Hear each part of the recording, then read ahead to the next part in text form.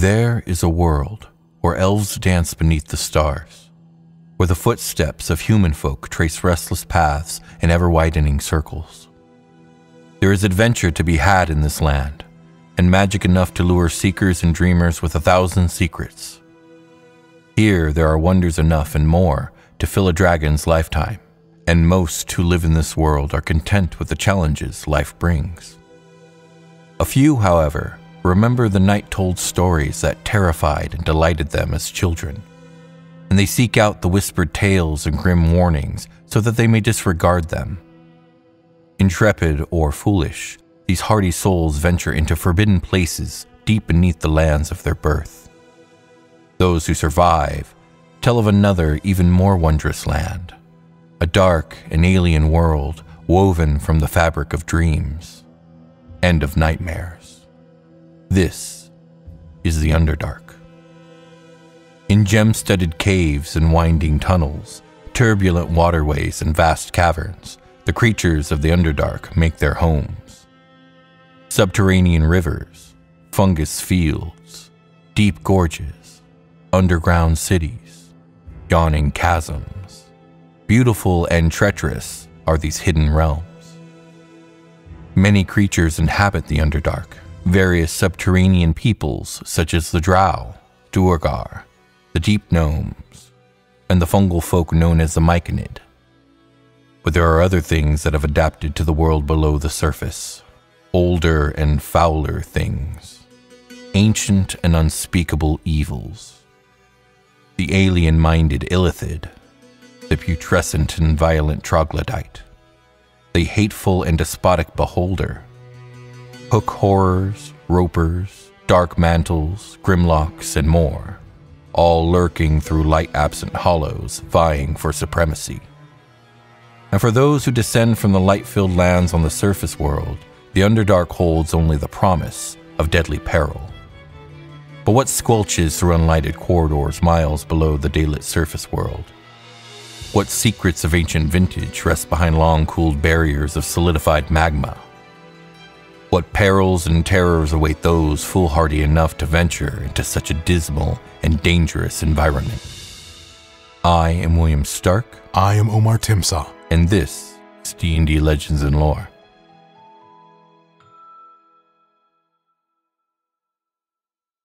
Fyodor slumped against the rocky wall of the tunnel, and his eyes drifted shut. Strange, he thought numbly, how the darkness did not deepen when he closed his eyes. He opened and closed them several times and could discern no difference whatsoever. Never had he seen such blackness, not on the darkest winter night.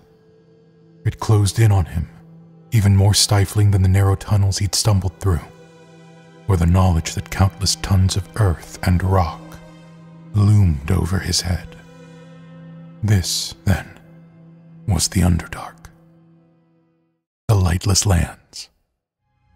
The Underdark, deep earth, the realms below, the night below, the lightless lands.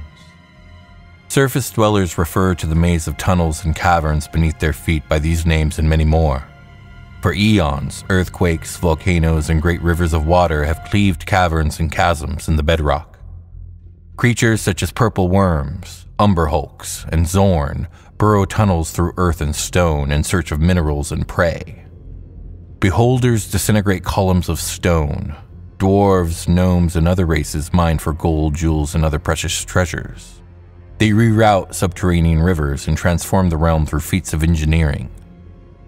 The weave of magic itself has undoubtedly played a crucial role in the deep earth, for vast cavern networks suddenly appear from time to time, leaving pockets of Underdark radiation known as Fersrez in their wake.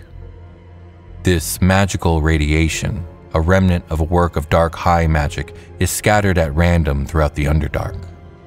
Fersrez interferes with spells and the effects of magic items, and is often unpredictable, but has the most detrimental effect on divinations, teleportation, and most other forms of magical travel.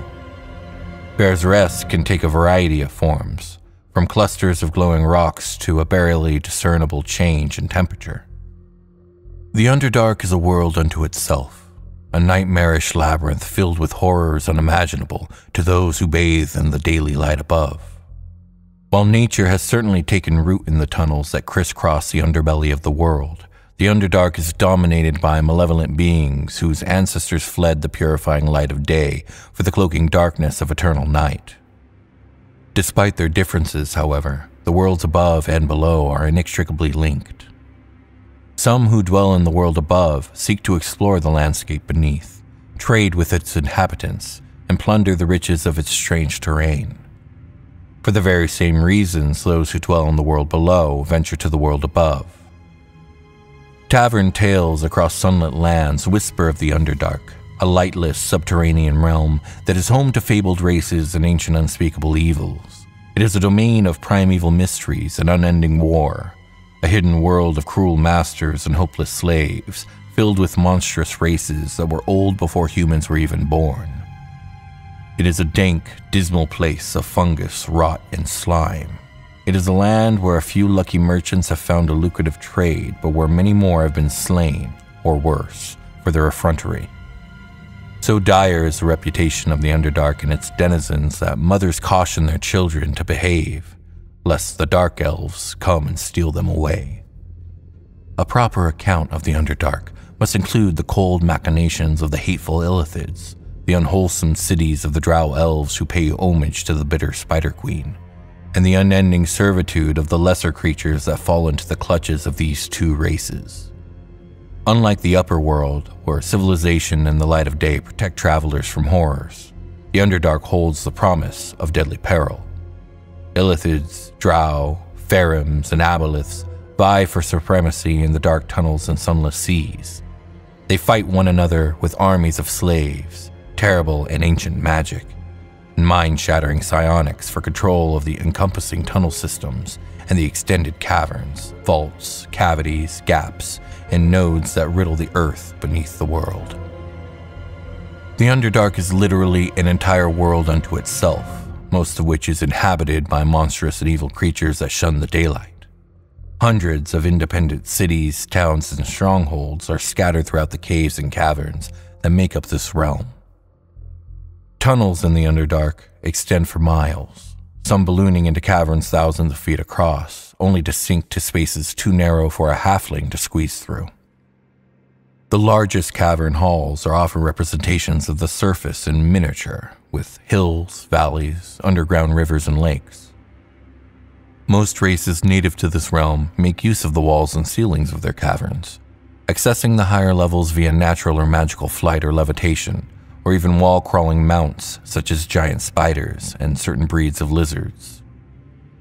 The Underdark is divided into 3 levels: the Upper Dark, which is close to the surface, and its residents have considerable interaction with surface races. The inhabitants of the Middle Dark tend to see surface races as potential slaves. And the Lower Dark is an incredibly strange place, filled with alien societies and bizarre cultures hostile to those unlike them. Before embarking on an expedition into the Underdark, one must discover a way down. Finding routes usually requires deep research. Not every cave connects with the Underdark, just as not every upward-sloping tunnel breaches the surface. Ruins, dungeons, and tombs are good starts. Many subterranean complexes were originally constructed by dwarves, and the stout folk often link their holds through a network of pre-existing tunnels. Even dungeons built by those ignorant of the Underdark sometimes link to it, for denizens of the deeps are as likely to tunnel up in search of treasure as surface dwellers are to delve down. Magical transport is another way to reach the Underdark, although less effective and reliable than one might wish. For reasons not well understood, Fersrez inhibits and distorts movement spells such as Dimension Door and Teleport. Furthermore, the effects of Fersrez on magical transport go beyond the immediate environs of such sources. Casters employ such spells only at great personal risk, even if the destination is well known. Generally, teleportation magic does not reliably operate beyond half a mile. Escaping the Underdark is often more challenging than finding one's way in. Even experienced explorers are easily lost. Maps and trail markers are generally less effective than above ground, as the very walls can move or disappear, and one cannot look to the stars for course correction. Small, almost unnoticed tremors can wreak unexpected havoc on a planned return route, as can the deliberate or indifferent actions of burrowing creatures. Magical navigation aids are highly recommended. Environment and topography. There is no room for imagination in the Underdark. It is a place for alertness, but not aliveness. A place with no room for hopes and dreams. A cave is a natural opening in rock that is large enough for creatures to enter. The Underdark, simply put, consists of a linked network of several titanic cave systems. Large portions of it do fit the definition of a natural opening in rock, but the Underdark also encompasses areas of deep water that hide coral caves, hollowed out sections of ice in which creatures live, and places where fungus, bone, and even pure force form caves. Underdark terrain is dynamic and changeable.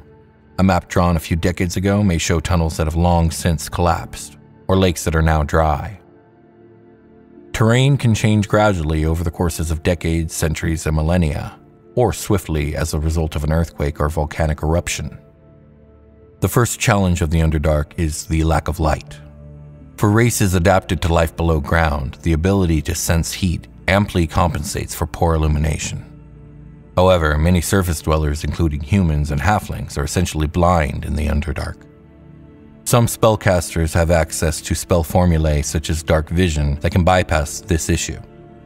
Enchanted hot stones, crafted by the deep gnomes, enhance the range of vision by radiating heat that is then reflected off the surrounding stone, providing the infravisual equivalent of a torch.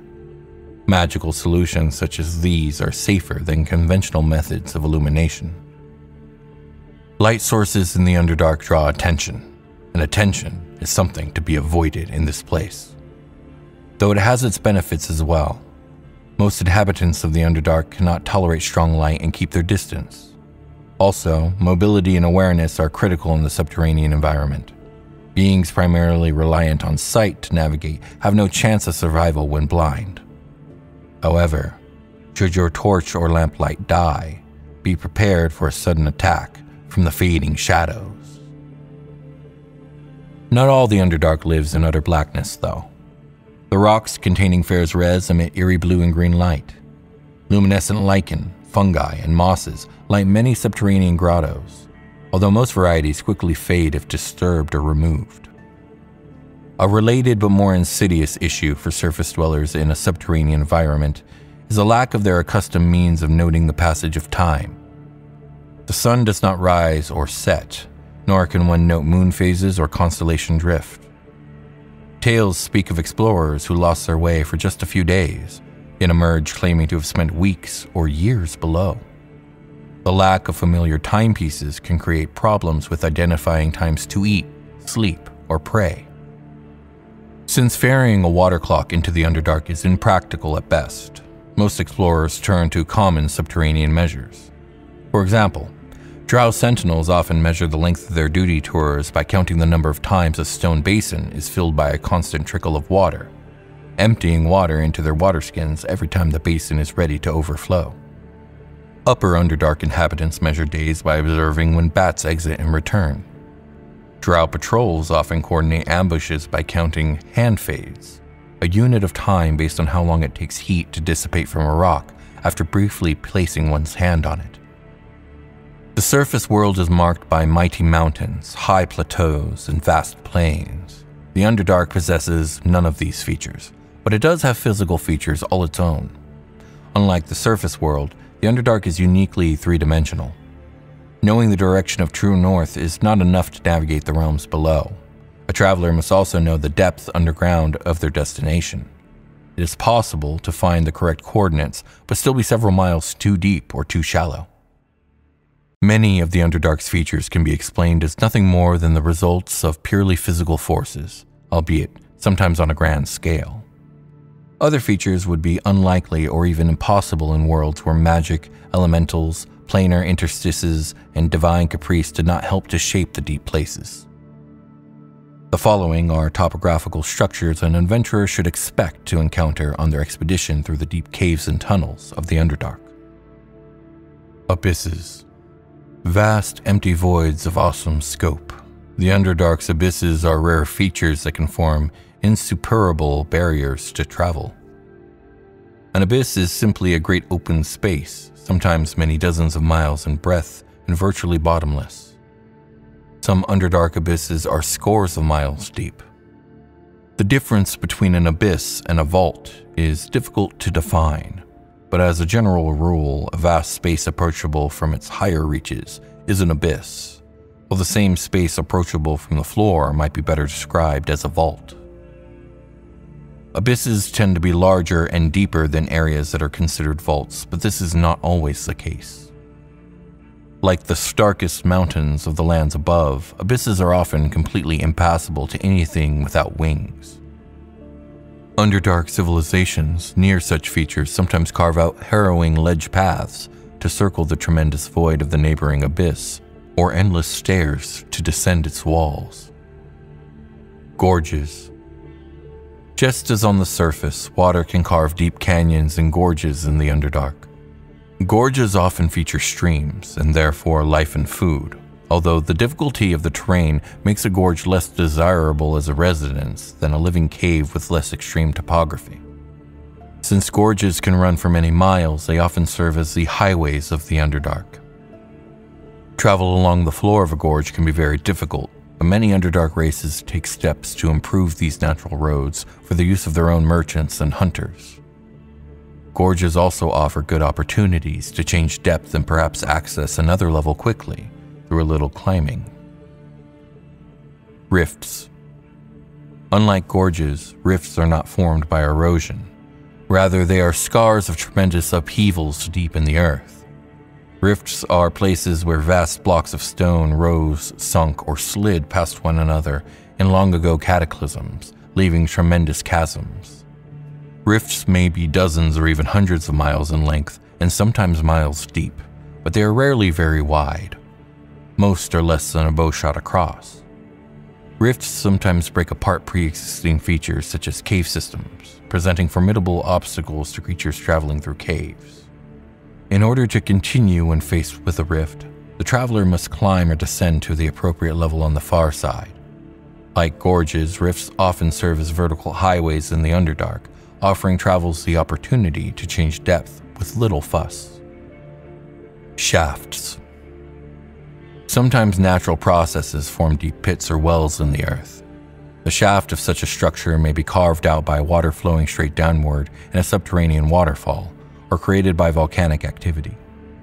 Unlike a gorge or a rift, a shaft tends to be a relatively small feature, usually less than a bow shot in diameter, but it may plummet for miles straight down. Because of their relatively small cross-sections, shafts often serve to channel air movement between disparate portions of the Underdark. In places where the conditions are extreme, for example a shaft near a superheated magma chamber, the air movement can also be extreme. Screaming winds might roar up or down a shaft in a scouring blast that would put a hurricane to shame. Sometimes, cave systems breathe, in conjunction with changes in the surface world above, resulting in tremendous rushes of wind in and out through shafts every day. Vaults.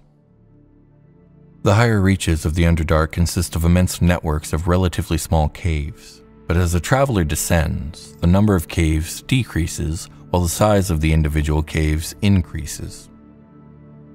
A typical vault might be 2 to 4 miles across and as much as 1 mile high. Some, however, sprawl for 50 miles or more and reach heights of 5 or 6 miles from the floor. Larger vaults often feature immense columns, huge pillars of natural rock that help to buttress the soaring ceiling. Some were formed by unthinkably massive pieces of the world grinding past each other in the very dawn of time, others by the influence of the Underdark's native magic, and still others by the confluence of planar characteristics and buried planar connections. However it is formed, a vault is a world in miniature, with its own streams, lakes, hills, and plateaus all contained in a single vast cavern. Vaults are almost always highly desirable territories, since they usually offer enough space and resources to support huge forests of fungus, moss, and other strange growths. By Underdark standards, most vaults teem with life, so it comes as no surprise that they support the most powerful and numerous of Underdark settlements. Some stories even tell of illuminated vaults, places where sun-bright crystals in the ceilings blaze with the intensity of true daylight and support green plants and surface-like fauna in abundance. Lakes. Water is common in the Upper Dark, since runoff from the surface frequently drains into cave systems below ground. Furthermore, planar connections, particularly to the plane of earth and water, make very unlikely hydrology possible in the Underdark. Any large body of fresh water is called a lake. Lakes typically occupy either tremendous vaults or connected networks of partially submerged caves. Most lakes are found in the Upper or Middle Dark. Large lakes can form the best and most accessible highways of the Underdark. In many places, however, the cavern ceiling descends to meet the water, making the lake impassable to all but aquatic creatures. Rivers. Underdark rivers tend to be swift, violent, and tortuous in their windings. It is a rare river indeed that flows level and smooth for more than a few miles at a time before disappearing into a deep gorge or sinkhole in a fuming waterfall. Rivers are the great builders of the Underdark, the natural force that sculpts great caverns and brings life-giving energy and food to sustain the Underdark ecology. Most rivers are surrounded by a halo of living caves, which can be valuable real estate indeed. Seas. Perhaps the most wondrous of the Underdark's features are the vast, nighted seas of the deep earth. Seas are saltwater bodies, not fresh, and most of them are found in the lower dark, though Underdark seas can occur at higher spots beneath surface oceans. While air-filled cave systems may extend for dozens or even hundreds of miles beneath the oceans above, or form airlock siphons of extraordinary size, these features are exceptional. Most caves beneath large bodies of salt water are simply subterranean extensions of the surface oceans. Seas tend to form in the largest of vaults, occupying caverns large enough to be miniature worlds in their own right. Like the lakes, seas offer some of the best roads in the Underdark, and many are heavily traveled. Beyond light and difficult topography, poor air is a serious detrimental factor of the Underdark. Sealed chambers, isolated caves, and water-isolated caverns have finite supplies of good air. Any enclosed space that is not reasonably airtight can quickly become stale or depleted. Regions that are poorly ventilated are not immediately deadly, but the stale air can quickly wear out even the hardiest of travelers. An adventurer exposed to stale air can suffer from severe fatigue and exhaustion, and areas completely depleted of air can prove deadly in a matter of minutes. Some areas of the Underdark are plagued by air that is not just stale, but actively toxic. Often this situation results from geothermal activity in the vicinity of volcanoes. Sometimes the escaping gases emerge with an audible hiss or putrid smell, but not always. Gases tend to concentrate in areas that are isolated in some way from nearby passages. The detriment of such gases varies. Some are merely irritating fumes, while others are poisonous or even outright explosive. The temperature in the Underdark varies depending on the depth and the presence of geothermal features, but the vast majority of the Underdark has a moderate temperature throughout the year. It tends to be on the clammy and chilly side, but typically adventuring garb is sufficient to keep characters both warm and dry. Water, though, is almost always dangerously cold in the Underdark, since it is never warmed by the sunlight. Life in the dark. The monster lumbered along the quiet corridors of the Underdark, its 8 scaly legs occasionally scuffing the stone. It did not recoil at its own echoing sounds, fearing the revealing noise, nor did it scurry for cover, expecting the rush of another predator. For even in the dangers of the Underdark, this creature knew only security, confident of its own ability to defeat any foe. Its breath reeked of deadly poison. The hard edges of its claws dug deep gouges into solid stone, and the rows of spear-like teeth that lined its wicked maw would tear through the thickest hides. But worst of all was its gaze, the gaze of a basilisk. which could transmutate into solid stone any living thing it fell upon. The Underdark is disturbingly silent for someone unaccustomed to the murmur of life above, and echoes travel far, alerting all manner of beings. The drow walk lightly and employ boots of elven kind to mask their passage. Many who travel the depths use a sophisticated language of hand signals to obviate the need for speech in dangerous environs. In the wilds, heed any signs of recent activity. Predators tend to haunt well-traveled routes. Scavengers tend to lurk in such regions as well, much as jackals shadow the mighty lions of the desert.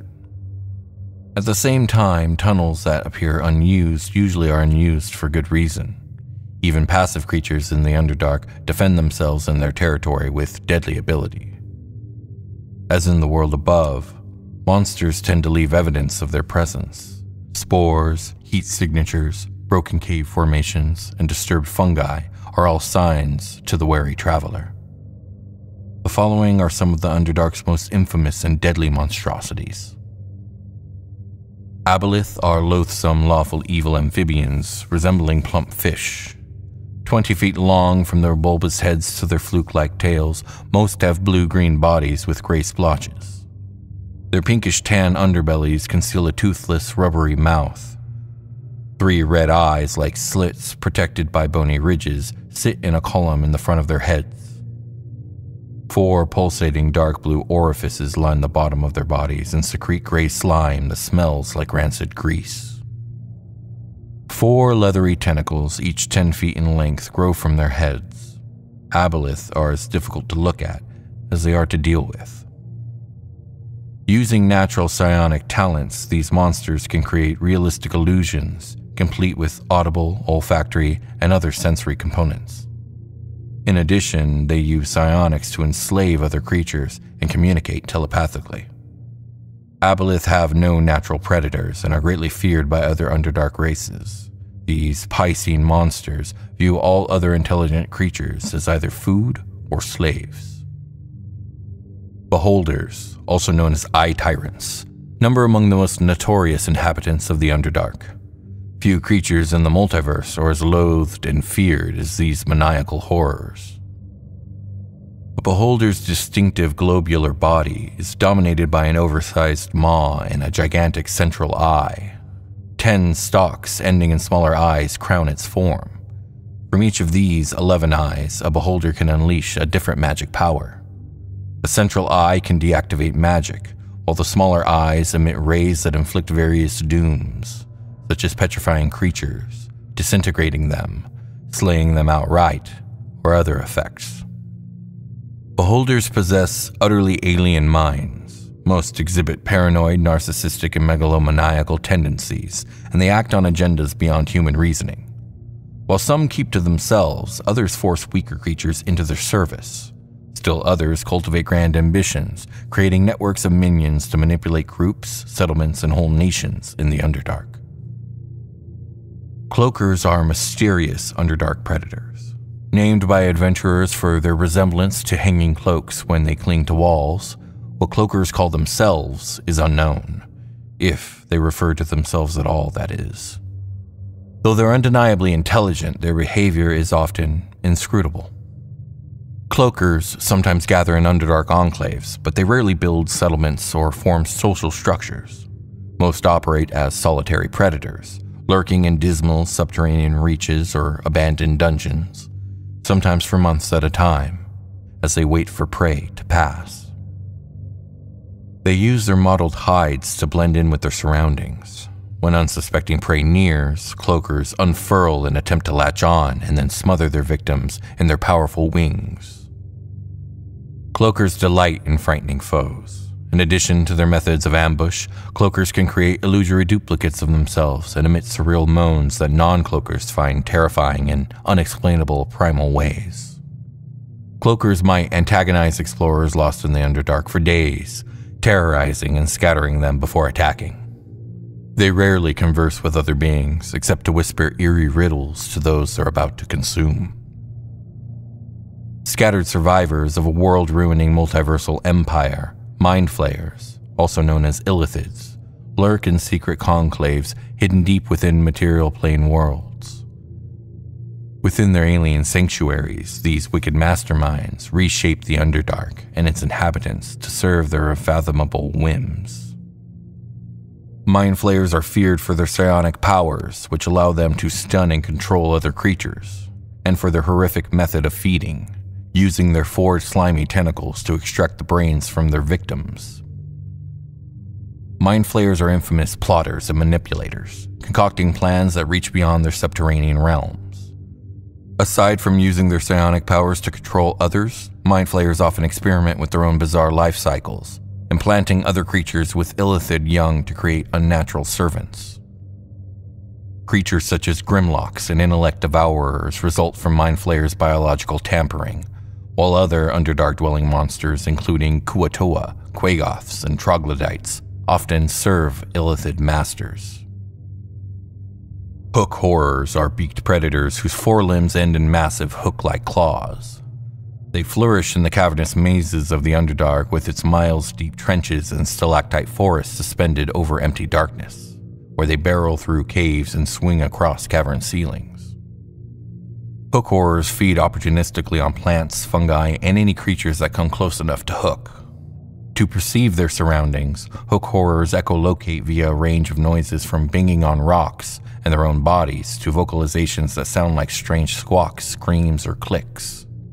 Only hook horrors know the meaning of these noises, but many people who explore the Underdark or live near deep-reaching caves have sought the sources of such sounds, only to fall victim to hungry hook horrors. The massive burrowing monster known as the Purple Worm terrorizes the creatures of the Underdark as it chews through solid rock in pursuit of prey. A dim-witted, ravenous force of nature, this creature regards anything it encounters as food. Loud noise attracts purple worms, which have been known to interrupt underground battles and tear through subterranean cities seeking prey. The underground civilizations of the Drow, the Duergar, and the Mind Flayers maintain special wards around their settlements to deter these monsters.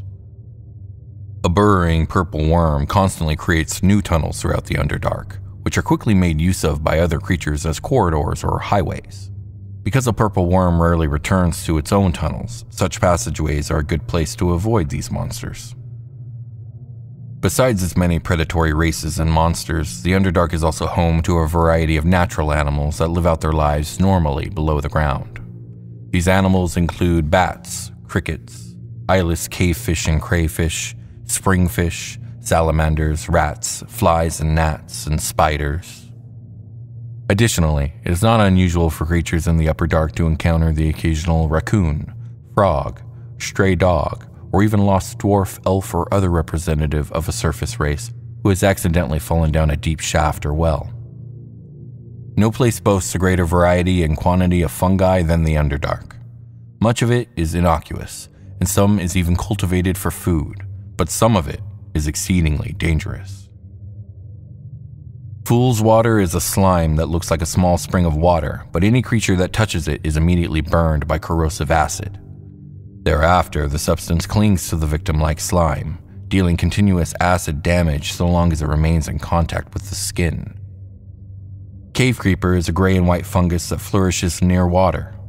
It is especially common in the lower dark where it grows close to most of the water sources. Cave creeper continually emits spores that can cause cave terrors. Any creature that breathes in the cave creeper spore suffers the effect of a confusion spell. Long enough exposure can permanently lower a creature's intelligence. Fire fungus is a fungal growth that sheds a much appreciated warmth, raising the temperature within 30 feet of it by 10 degrees. However, an open flame brought within 40 feet of the fire fungus can cause it to explode violently. Wisp lichen is a white lichen that clings to the ceilings of high caverns and poses a threat primarily to flying creatures. Its sticky strands can paralyze a creature that touches them and hold smaller creatures that it is already paralyzed for eventual slow consumption. Larger paralyzed creatures the lichen cannot hold instead fall to their death. Because of this phenomenon, earthbound predators usually lurk near patches of wisp lichen, waiting for the crash or thud that indicates a tasty morsel of paralyzed prey has fallen to earth. Denizens of the deep. Like buried gems, cities lie scattered throughout the Underdark. The realms below include city-states and kingdoms both large and small. The difficulty of defending a large area, coupled with the dangers in traveling between settlements, discourages city sprawl, though. However, subterranean city-states are relatively common and stable due to the natural longevity of most sentient Underdark races and the static nature of their closed societies. Many such communities have existed for millennia. While the thin veneer of familiarity cloaks Underdark enclaves, most are alien, nightmarish cousins of the cities found above. Whereas on the surface, civilized races live in settlements of varying sizes, the perils of the Underdark are such that few individuals or groups survive outside of fortress cities.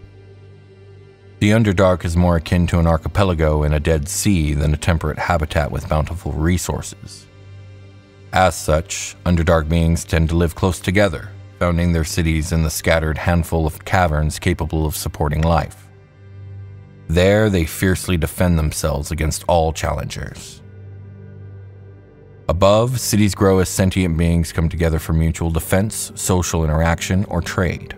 Below, those familiar trappings are twisted by the psychology that the dark labyrinthine tunnels impose, the unending struggle for scarce resources, and racial histories of exile and bitterness.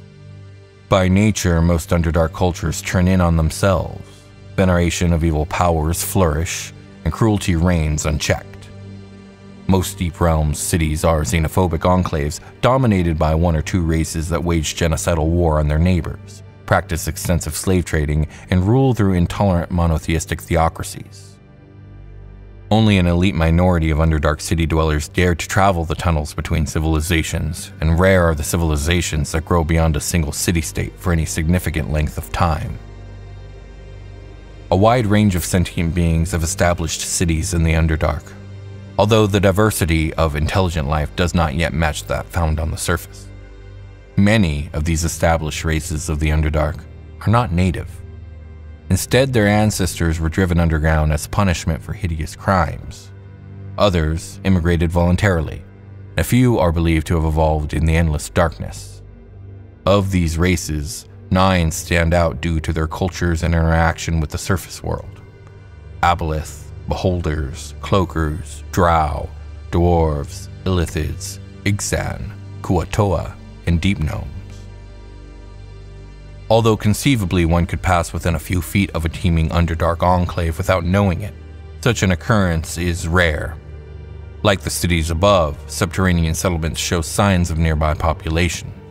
Patrols, caravans, and mining operations are common, and few deep earth races allow interlopers to approach without challenge. Not every settlement welcomes members of other races, and those that do generally admit only those who arrive as slaves or merchants. Underdark merchants ensure their continued freedom and lives by taking many precautions. The most basic defense is to make it more costly to seize wares than to purchase them. A would-be buyer often tests a merchant's defenses before concluding a transaction. Merchants tend to ally into fellowships and companies to make such attacks more costly. Despite the dangers, trade is the lifeblood of many isolated Underdark enclaves, and merchants increase their security by establishing regular clients. Visitors must be well versed in the mores of the local culture, for offending a matron mother, for example, is a quick, messy way to end one's life.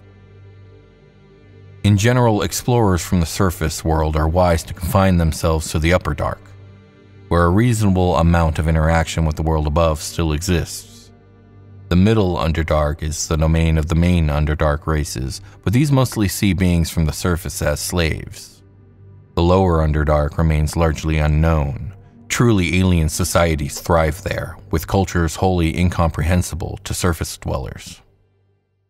The Upper Dark. While many surface dwellers regard the Underdark as all the same, the wise adventurer prepares by studying what surface dwellers know about the realms below, before venturing underground. Knowing what sorts of creatures and dangers lurk at what depths might mean the difference between life and death. The Underdark is divided into 3 general levels: the Upper Dark, the Middle Dark, and the Lower Dark. The Upper Dark extends from the surface to a depth of about 3 miles. Varied races inhabit this region, including chitines, drow, dwarves, giants, all manner of goblinoids, orcs, deep gnomes, and were-rats. Travel in the Upper Dark is relatively easy. Multiple paths to a single point usually exist, thanks to millennia of natural processes, volcanic activity, burrowing creatures, and various races cutting trails through the rock. In most places, the surrounding earth is composed of rock, but near the surface, tunnels can be hewn out of tightly packed dirt, allowing creatures with burrow speeds that can't cut through rock to blaze their own trails in a pinch. Basic amenities such as light, air, food, and water are less available in the Upper Dark than the surface, but they're common enough. Luminescent flora and Fair's Rest provide occasional light, though not consistently enough to allow a creature without dark vision to travel without an independent light source. Vents from the surface keep air fresh and moving in the passages, so air quality is rarely an issue. Enormous underground lakes spread across hundreds of miles in some regions, and water trickles down from the surface in many others. Many water sources are guarded or fouled, but quite a few are both clean and open for anyone to use. Many different types of wild fungi are edible, and the Underdark equivalent of small game, rats, dire rats, lizards, and giant vermin can easily be found in the tunnels. Domesticated animals such as deep rothae can also be found near most major population centers. Most Underdark inhabitants traffic with the surface world in some way, either trading with or raiding their upstairs neighbors for things they can't get in their native habitat. They also trade with and raid each other. No Underdark community is ever really friendly with another, but Upper Dark settlements often observe wary truces with their neighbors. The Middle Dark. The Middle Dark lies between 3 and 10 miles beneath the surface. Most larger cities of the Drow and Duergar are in the Middle Dark. Other inhabitants include lone aboleths, cloakers, Darrow, Grimlocks, and Kuatoas. A few Mind Flayer outposts are scattered throughout this level as well. Settled communities in the Middle Dark commonly send trade caravans and raiding parties to the surface, or at least up to the Upper Dark trading centers such as Menzoberranzan. Visitors from the surface are rare and tend to be viewed as potential slaves or food. Caravan travel brings mostly luxuries. Staples must be grown locally. Travel in the Middle Dark can be difficult. In many cases, it's simply not possible to go from one place to another because no caves or tunnels lead in the right direction. To overcome this drawback, many of the races that dwell in this depth are prolific portal builders and tunnelers. The Middle Dark is, at its best, worse than the harshest surface deserts. Wild resources are hard to find, and most of those that do exist have already been placed under guard by someone else. Glowing fungi and lichens are less common at this depth than they are in the Upper Dark. They can be easily cultivated, but most concentrations of them appear in cities, not in the wild. Air tends to be stale but breathable, though poisonous fumes choke out normal air in a few areas. In many places, water is scarce, and any large supply is well guarded. Creatures living at this depth get most or all of their water from the fluids of other creatures they eat. Food is the most plentiful of the necessities at this depth, but even that becomes an issue at the lower end of the depth range. No alliance is permanent in the Middle Dark. Some communities maintain wary trading partnerships with others, but it is understood that if one party ever grows stronger than the other, the terms of the partnership will change, perhaps drastically.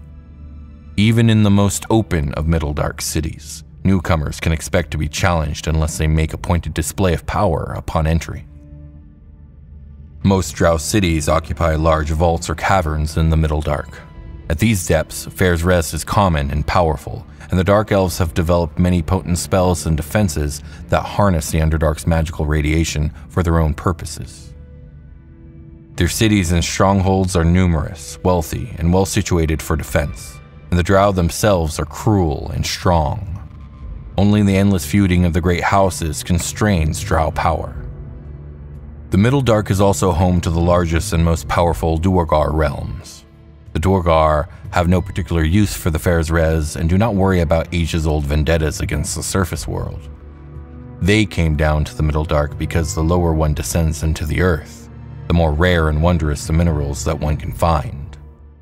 If the lower dark were not so completely inhospitable, the Duergar would pursue their veins of ore and gemstones all the way to the roots of the world. But the lower reaches of the middle dark represent the deepest depth at which large cities can be easily sustained. Duergar cities are less numerous than those of the Drow, but any given Duergar city is likely to be a strong, wealthy, and martially inclined realm quite powerful enough to deter the attacks of its hostile neighbor. Kuo-toas are a race of fishfolk found throughout the seas of the Middle Dark. This once great race has dwindled over time, and many of Kuo-toan cities lie in ruins. The worship of the Sea Mother is all-important to Kuo-toan society, and Kuo-toa clerics and monks wield virtually unchallenged power over the rest of the race.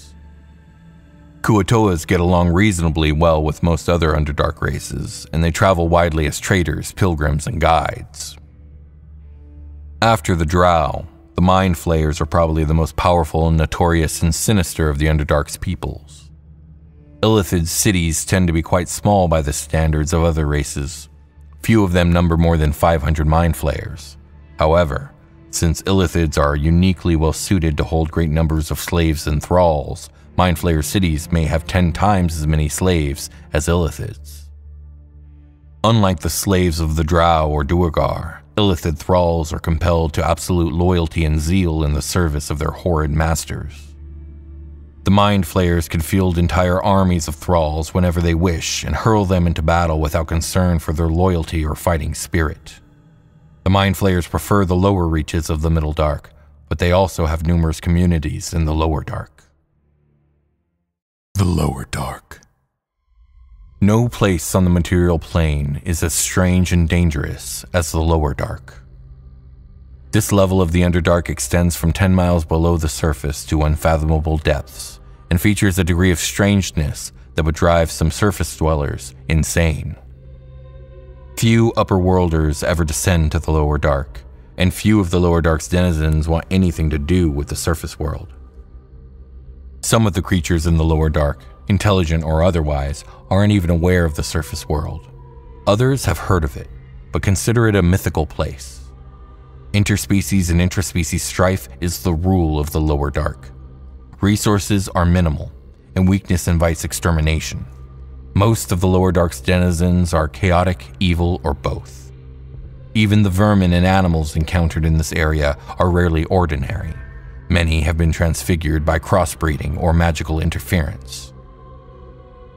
Nothing here is normal or simple. Travel in the Lower Dark is arduous at best.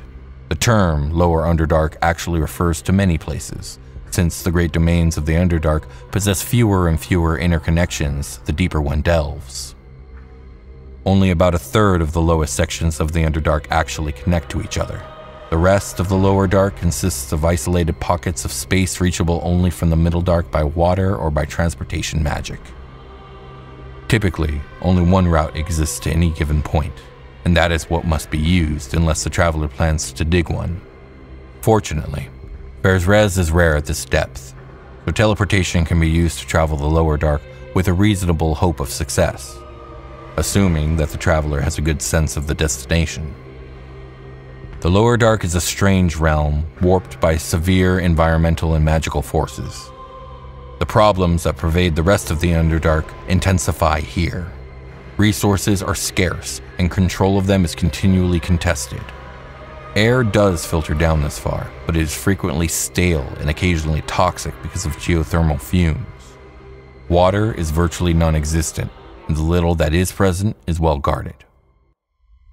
Exacerbating these problems still further are numerous areas of wild magic and dead magic. Though Ferzrez is rare here, the weave in the Lower Dark is a snarled, tangled mess. Yet another magic complicating feature is a high degree of portal seepage.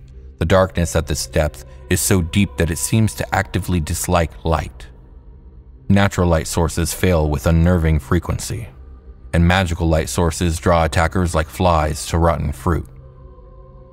In some places, the shadows cast in areas of light are unnatural, too large or too small for the light source, or cast in contradictory angles.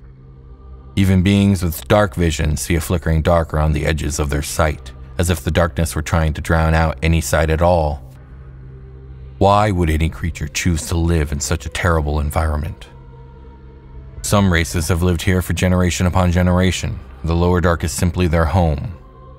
Other creatures settle here to take advantage of the Lower Dark's unique magical properties, rare ores, or shelter from the hated sun. Still others view a sojourn in the Lower Dark as a temporary solution, since the dead magic areas and hostile territory may be a wanted criminal's most expedient means of avoiding capture. Of course, not everyone is in the Lower Dark by choice. Some unfortunates are here because they neglected to research the destinations of the portals through which they ventured. Others have been exiled here from communities in the Middle Dark, the Upper Dark, or even the surface world. Some drow matrons get rid of potentially problematic subordinates by sending them on exploratory or expansionistic raiding parties into the Lower Dark. A triumphant scout returning from the mission into the depths might find her unexpected survival fatally inconvenient to the matron who dispatched her. Several Middle Dark races make recurrent forays into the Lower Dark. Some do so because of expansionistic desires, others because they need the resources, and a scant few because they have something to prove. Grimlocks and Orogs often set a coming-of-age trial for their young warriors to mark the passage between adolescence and adulthood. In a typical version of such a trial, the youth is sent into the Lower Dark, sometimes armed only with a dagger, and told to return with a trophy demonstrating his competence and ability to contribute to the community. Aboleths lurk in the deepest, blackest waters of the Underdark, surrounded by legions of thralls. Gifted with extraordinary intelligence and powerful magical abilities, the Aboleths are the unquestioned masters of most Lower Dark lakes and seas.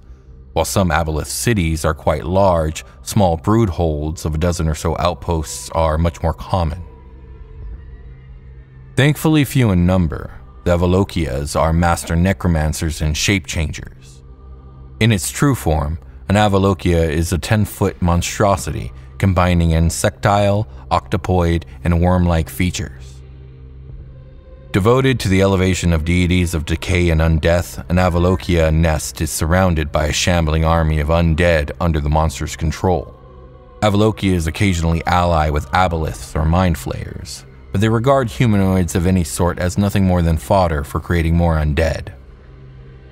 The Lower Dark is home to numerous beholder hives. Each of these bizarre cities can house hundreds of eye tyrants and thousands of slaves.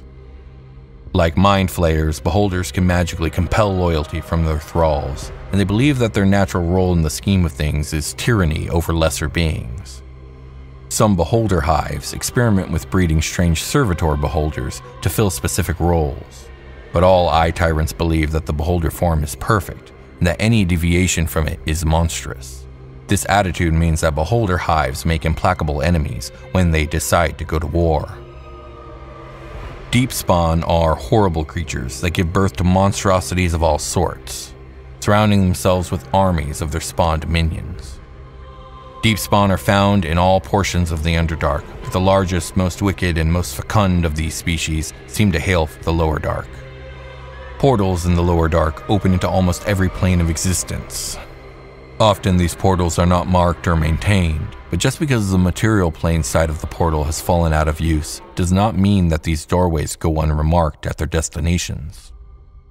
Lone fiends such as Bebeliths or Hellcats often find the hunting better on the material plane than in their home realms, and some wind up staying. Other outsiders sometimes use these portals to raid the material plane. Demons, devils, and other types of outsiders use Lower Dark portals of varying ages to facilitate their travels. Who knows what old evil exists in the deep darkness under the mountains? There's no darkness like it.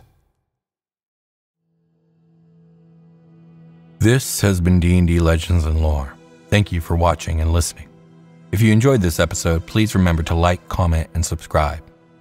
And if you can, consider leaving us an Apple Podcast review. It really helps spread the word about the show. If you're interested in supporting what we do on D&D Legends and Lore, consider supporting us on Patreon or through YouTube memberships. There you can get early ad-free episodes, homebrew D&D content, and more. Finally, thank you for listening, and happy adventuring.